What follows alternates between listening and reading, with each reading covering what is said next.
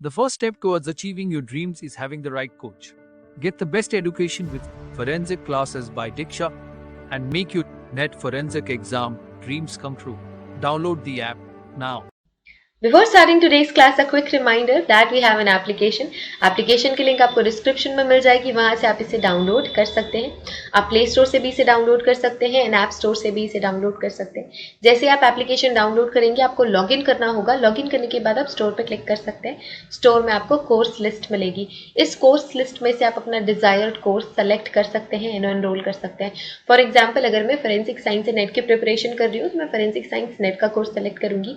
अगर मैं क्रिमिनोलॉजी की प्रिपरेशन कर रही हूँ तो मैं यूजीसी नेट क्रिमिनोलॉजी का कोर्स सेलेक्ट करूंगी. अगर मैं मास्टर्स की प्रिपरेशन कर रही हूँ, मुझे सेमेस्टर क्लासेस चाहिए तो मैं सेमेस्टर क्लासेस का कोर्स चूज करूंगी.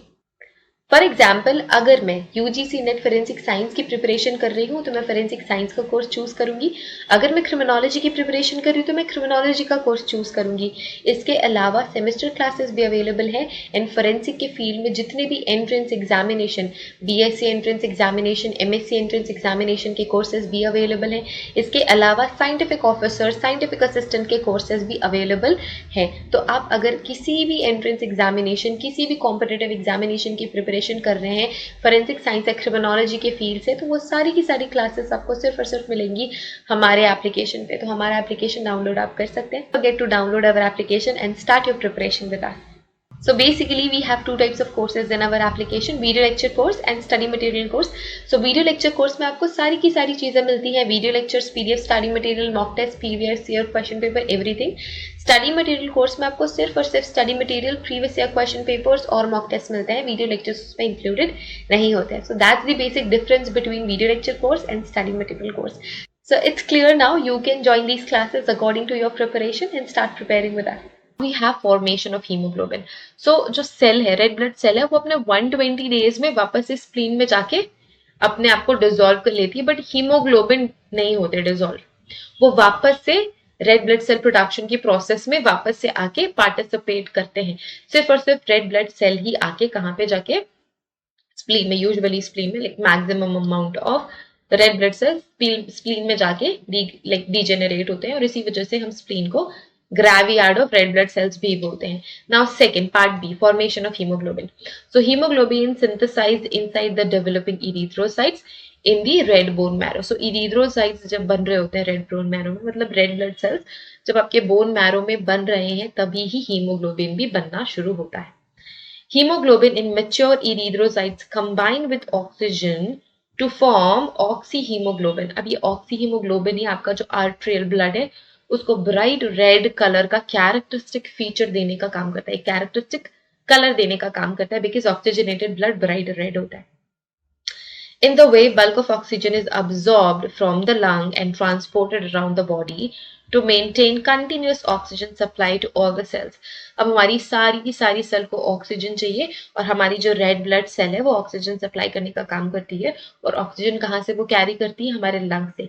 लंग्स में हम गैसेस एक्सचेंज देखते हैं, हमारी लंग गैसेस एक्सचेंज करती है, मतलब ऑक्सीजन लेती है, कार्बन डाइऑक्साइड को बाहर भेजती है.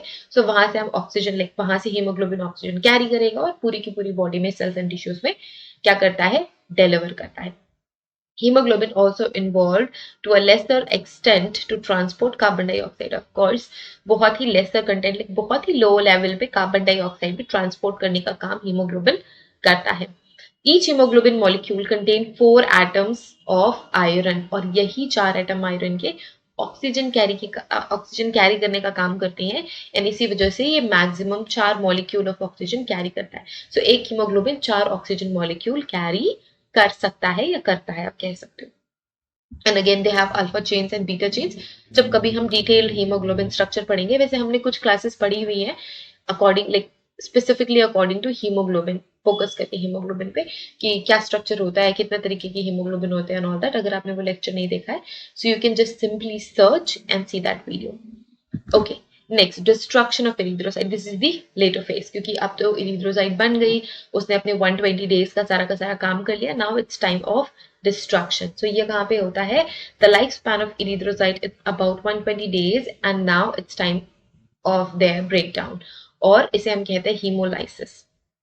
लाइसिस का मतलब ही ब्रेक डाउन होता है, सेल लाइसिस मतलब सेल ब्रेक हो रही है। अगर हीमोलाइसिस हम बोल रहे हैं तो हीमोग्लोबिन ब्रेक डाउन हो रहा है या red blood cell break down हो रही है। और ये कैसे होती है? फैगोसाइटिक रेटिलो एंडोथेलियल सेल्स में। सो फैगोसाइटिक सेल्स वही होती है जो आपकी किसी भी पर्टिकुलर सेल को ईट अप करती है या फिर खा जाती है। So phagocytic reticuloendothelial cells क्या करती हैं? आपकी हीमोलाइसिस को शुरू करेंगी।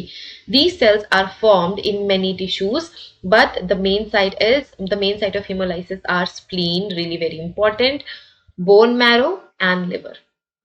ये 3 साइट्स हैं जहां पे ये सेल्स आपको मिलेंगी और जहां पे जो रेड ब्लड सेल्स है उनका डीजेनरेशन या हीमोलाइसिस की प्रोसेस होती है। The erythrocyte age changes in their cell membranes and make them more susceptible to hemolysis. अब जैसे जैसे जैसे जैसे टाइम आगे बढ़ता है, 120 डेज कंप्लीट होने वाले होते हैं, तो जो रेड ब्लड सेल्स का जो सरफेस होता है, जो सेल का स्ट्रक्चर होता है, सेल मेम्ब्रेन होता है, वो ऑलरेडी हीमोलाइसिस की साइड पे मूव कर जाता है। अब लास्टली क्या होता है? आयरन रिलीज होती है in the process of haemolysis and it is retained by the body and it is reused in bone marrow to form haemoglobin again. And इसके अलावा जो बिली वर्डीन एक लाइक पिगमेंट आप बोल सकते हो, is formed from the protein part of the erythrocyte. अब erythrocyte का जो प्रोटीन पार्ट है उससे बिलीवर्डीन बनता है। So bilirubin and biliverdin liver के थ्रू ही एक्सक्रीट हम करते हैं। ओके, लाइक लिवर के थ्रू फिल्टर आउट करके हम बॉडी से एक्सक्रीट करते हैं। That's why we have specific yellowish colour to our excreta. Okay, it is almost completely reduced by the yellow pigment bilirubin before it is bound to plasma globulin and transported to the liver. In the liver, it is changed into a fat soluble to water soluble water soluble substance before it excreted in a constituent of bile. So ये फिर excrete हो जाएगा. So it is the complete life cycle of a red blood cell. अब हम इस diagram पे आते हैं. So this is a part of bone marrow. ये bone marrow है, ठीक है. This is the kidney, okay. और ये आपकी intestine है. This is liver of course. और ये सारा कुछ लिवर में हो रहा है. ये जो लिवर में हम सारा कुछ बना नहीं सकते, तो हियर वी हैव एक पर्टिकुलर प्लेस. अब यहाँ पे क्या बन रहा है? यहाँ पे FeIN, ग्लोबिन, विटामिन B12 और यहाँ पे इरिथ्रोप्रोटीन्स मिलके क्या कर रहे हैं? बोन मैरो में रेड ब्लड सेल बना रहे हैं. अब यहाँ पे जो रेड ब्लड सेल है उसका न्यूक्लियस क्या हो गया? न्यूक्लियस डिसॉल्व हो गया, सेल कॉम्पैक्ट हो गई. अब ये आएगी सर्क्यूलेशन में फॉर 120 डेज. 120 डेज तक सर्क्यूलेशन में पार्टिसिपेट करेगी एंड आफ्टर 120 डेज इस सर्क्यूलेशन से कहाँ जाएगी? हटके फैगोसाइटिक सेल्स के पास. So this is part of phagocytic cells. अब ये फैगोसाइटिक सेल्स क्या करते हैं? Phagocytic cells red blood cell को तोड़ने का काम करते हैं. तो यहाँ पे ग्लोबिन बन गया, हीम बन गया. अब ये जो ग्लोबिन है वो अमाइनो एसिड्स में कन्वर्ट हो जाएगा. लाइक ग्लोबिन जो है अमाइनो एसिड्स में कन्वर्ट होके ये वापस से प्रोटीन सिंथेसिस में रीयूज हो जाएगा. जो हीम है वो भी, इसमें से आयरन तो निकल गया ना, आयरन निकल गया. अब बच गया बिलीवर्डिन. जब हीम से आयरन निकल जाएगा तो बच जाएगा बिलीवर्डिन और ये बिलीरुबिन में फिर कन्वर्ट होके वापस से लिवर के पास चला जाएगा. ओके, अब लिवर के पास जाके ये वापस से कहाँ पे एक्सक्रीट होगा? कि आपके स्मॉलर इंटेस्टाइन में जाएगा. फिर क्या होगा? इसका कन्वर्जन होगा और ये लाइक एक्सक्रीटा के through, like both urine and faeces दोनों के थ्रू ही एक्सक्रीट होगा. अब ये जो बच गया Fe, ये वापस से कहाँ जाएगा? हमारे लिवर में जाएगा और ये वापस से ट्रांसफर हो जाएगा बोन मैरो में. और ये जो Fe आयरन है ये वापस से हीमोग्लोबिन प्रोडक्शन, जो कि वापस से नया रेड ब्लड सेल बन रहा है, उसमें जाके अटैच हो जाएगा. So this is the main process. ठीक है. और यहाँ पे जो विटामिन B12 का अब्जॉर्प्शन है उसमें भी हमारे अदर ऑर्गन्स लाइक इंटेस्टाइन बहुत ज्यादा इंपॉर्टेंट रोल प्ले करते हैं. मैंने आपको यहाँ पे बताया था फॉलिक एसिड और विटामिन B12.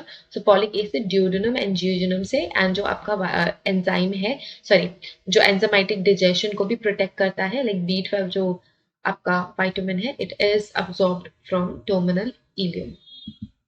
ओके, सो ये आपका एक ओवरऑल स्ट्रक्चर है, लाइफ स्पैन और life cycle of red blood cell. So I hope this lecture is helpful to you everyone. That's it for today. And if you like this video, click the like button, share it with your friends. And in the next class, we will cover another important topic and that will be helpful to you. So subscribe our channel. बहुत सारे बच्चे subscribe नहीं करते हैं. So do subscribe it and share it with your friends. Thank you so much again for watching this video. And if you want to join any of our classes, UGC NET, Forensic Science and Criminology की classes available है. Forensic Science entrance exam की classes available है. So do join that classes. Take care everyone. See you guys in the next video. Till then, bye.